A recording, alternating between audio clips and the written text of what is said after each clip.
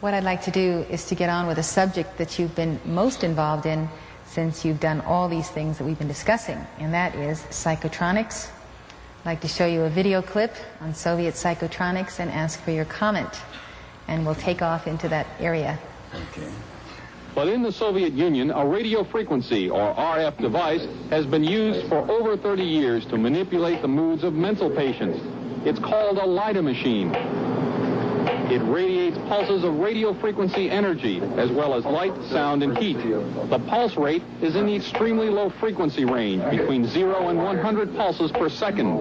Dr. Ross Adey is the top researcher at the Veterans Administration Hospital in Loma Linda, California.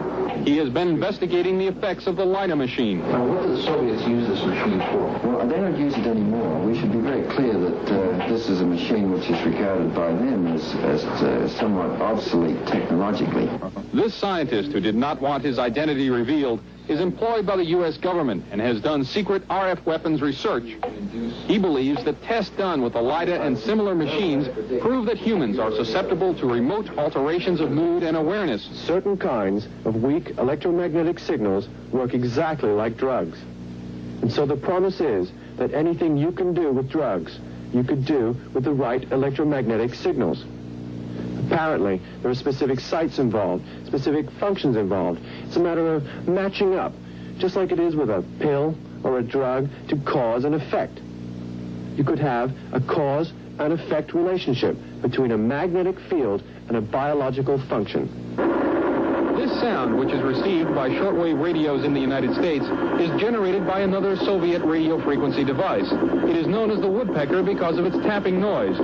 It is broadcast by a number of high-powered radio transmitters operating deep in the Soviet Union since July 4th, 1976.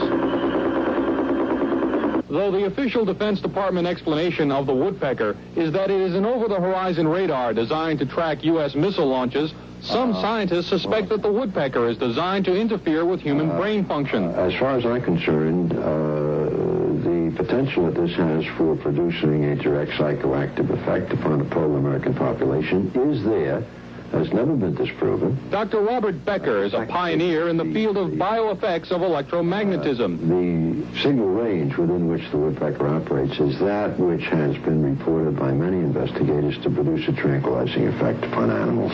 We are just incredibly sensitive to these magnetic stimuli. Dr. Bob Beck, a PhD in nuclear engineering, has done extensive research into electromagnetic effects on humans. The signal was permeating power grids in the United States. It was being picked up by power lines, re-radiated. It was coming into the homes on the light circuits. Well, Go ahead. it was a little unclear, but I knew two of the gentlemen on there, Bob Beck, and I think Becker was the other one. And basically, of course, they were talking about psychotronics.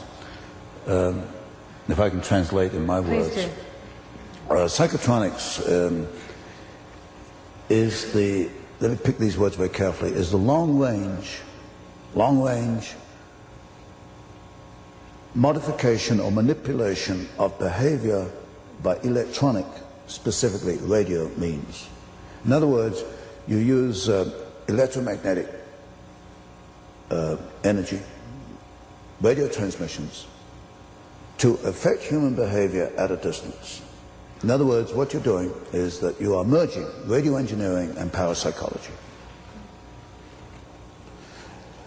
This is what I think the Soviets can do. This is something which we have not in the West looked at too carefully. What I think the Soviets can do, and this I think was the intent of this film clip,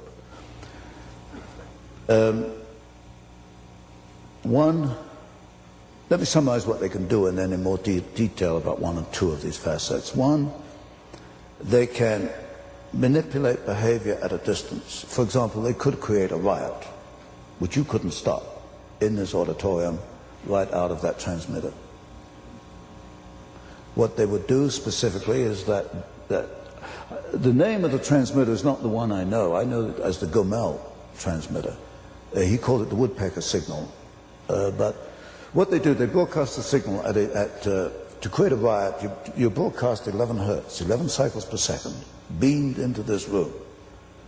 And it would, without you knowing, you would start to get uncomfortable, then upset, and then I presume start getting a little active, like throwing the plants around or breaking up chairs, things like that. You use specific, what are called radio frequency windows. The 11 hertz will create that kind of behavior. Other frequencies, other windows will create other kinds of behavior. You can create a passive behavior. You can make people go to sleep. You can create narcotic effects. It has been used actually as an antidote, as a cure for narcotic addiction. You can make people alert. You can make them misconstrue, misunderstand things. Each has a specific, very precise frequency. We know what these frequencies are. We know the behavior modification that can be brought about. We know the Soviets are using it. Let me give you I'll give you three examples. One, the Moscow Embassy in 1977, the State Department discovered that its employees were being zapped by what they called microwaves that were really these transmissions, extremely low frequency transmissions. The ambassador, in fact, had heart problems as a result of it. And you can induce medical effects. You can induce heart attacks at a distance with certain frequencies. That's one example we know. The State Department then took the wrong approach.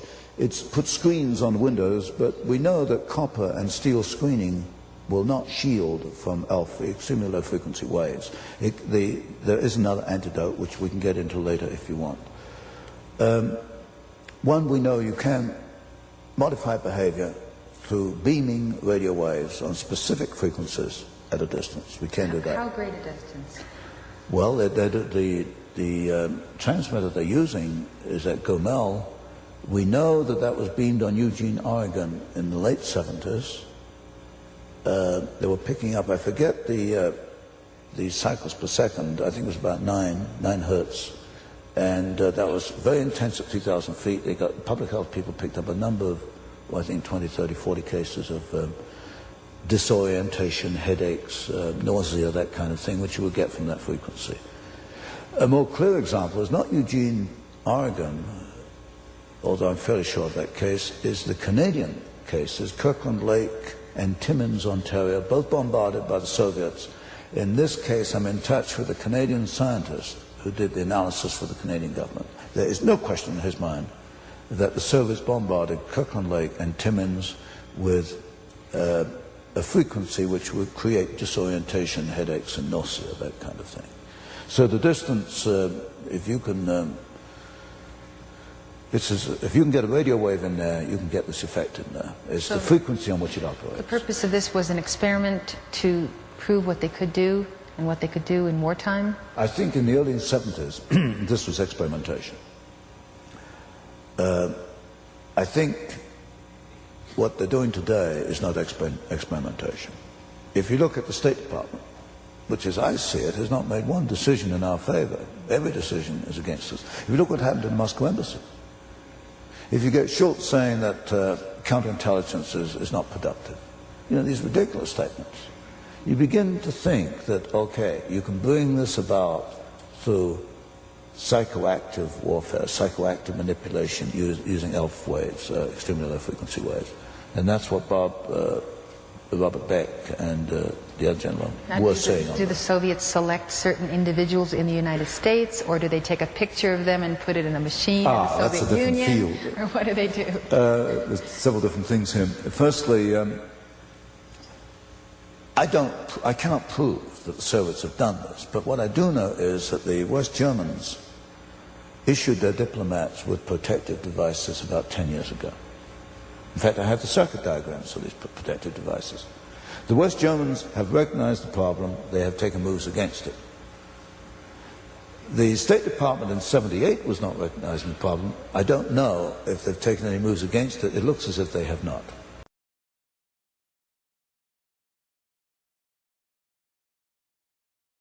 Now this is where I am very, very disturbed, because in the West, we don't think in terms of warfare, certainly not to achieve objectives. Well, at least most of us don't, except the elite. And I'm concerned that while the elite is out to control the world, the Russian, given the Russian mind and the technology we've given them, is going to use this technology back against us in forms which we don't accept. And there's no question that our establishment engineers haven't until recently accepted behavioral modification through radio engineering. Now, both these gentlemen you noticed on here, they can talk because they're outside the establishment. They do not work for the government. In fact, I just had a letter from one of them. And this is the consensus among these people that one, this can be done, and secondly, it is being done. Now, there are other things that, in addition to behavioral manipulation, they're a little harder to pinpoint. I rather suspect that the Soviets can identify objects at a distance, say through radar. They can estimate the shape, the size, and the composition. In other words, one can analyze the return spectrum and analyze that and find the composition of what they're looking at. So theoretically, you could put a beam into, say, this top secret installation inside it, and you could get a picture back, very roughly, giving the shape, the size, and the composition of the article that was the other end of that beam. They can use it, I suspect, for telepathy. Telepathy, for a long time, has been a random sort of phenomenon. I think possibly you could use radio waves as a carrier for telepathy, perhaps even for psychokinesis too. Well, telepathy can be mind manipulation. Yeah. If someone doesn't recognize it as an exterior communication. Yes. So that basically is what psychokinesis is. Then the one you mentioned about the putting the picture in the well, the number of end uses for that, I don't know which one you had in mind, but for example, it could be used for finding people, tracing people. You could put a picture of a person within this machine and through a map, have it trace out the coordinates where the person is. I heard it was used in one case, the U.S. Navy, now I cannot verify this, it's only it's just hearsay, that the U.S. Navy did experiment with this kind of operation by getting the signatures of Soviet submarine commanders and using this process for identifying the location of this particular submarine. Now that's a fantastic achievement by a signature. Yes. You can't hide anything on this earth, not even a thimble. Yes. Now, do you think the Soviets are targeting certain segments of our population that are the leadership, the Congress, the military, or do you think that over the pole are coming ELF waves that are affecting the entire population, beaming these between 3 and 4 a.m. in the morning and so forth? Yes. Well, if you look at Washington, you go into Washington, it's like a world apart. And you go through all, like we did earlier, do we explain these things by stupidity, by ignorance? And you're almost left up by default with this behavioristic manipulation. It's the only one that really fits. I mean, these people are so out of touch with reality, as I see it, and as you see it, that this really becomes the only explanation will hold water. Well, when you have a few people that are not in any way influenced by it and take their stand for reality, for truth, for common sense, do these people have a natural repellent of these kind of energy waves? Is it the strength of God within them, or what is it that keeps some people totally clear in their thinking? I think there's got to be an inner force, and a spiritual power, which enables us, perhaps gives us an inner strength to see truth, to see things as they really are. And these people, as you mentioned, don't have this inner strength, this inner power, this inner reflection of God. And when you look at the people who are receptive and who tout this line, they seem to have had the capacity for vulnerability to this before they came under that attack. Like Schultz, for instance. Yes, a vulnerability. Yeah, like Schultz. I mean, you could say he's a victim of ELF waves, but Schultz was Schultz before he was a victim of ELF waves, is what I'm saying. Yes, it's whether the Soviets manipulated his psychological weaknesses or the ELF waves brought them about. But the kind of person you get in Washington, a person who searches for power, you can guarantee that 95% of the people in Washington have got this lack of inner strength, as you mentioned earlier. You know, it's been observed by top people in Washington that the attrition rate on the part of people visiting the Soviet Union and then coming back and being soft on communism is amazing. In fact, they can go to the Soviet Union and be totally turned around in their views and become pro-Soviet. Do you think that therefore there is a greater effect of this mind manipulation in Soviet territory at closer range? You're getting this with the businessmen. These top businessmen go to the Soviet Union and they come back. Dwayne Andrews is a very good example. He's chairman of Archer Daniels Midland. They come back from the Soviet Union and they may as well be reading a translation of pamphlet when they come back. It's the straight party line, right the way down. No, they weren't always like that. But you do get this phenomenon, not so much with diplomats, but you certainly get it with businessmen. They go there, they're wined and dined. I suspect they get this psychological manipulation. And they come back, and then they parrot the party line. When you challenge them, they become confused and hostile. That's a real telltale sign, isn't it? Real telltale sign. The hostility is a front because there's no reason behind it. It's a bluster. It's bluster. And I've seen that at first hand. They become very antagonistic. I've seen it too. Yes. Which is weakness. There's nothing behind it. They're confused themselves why they're saying this and why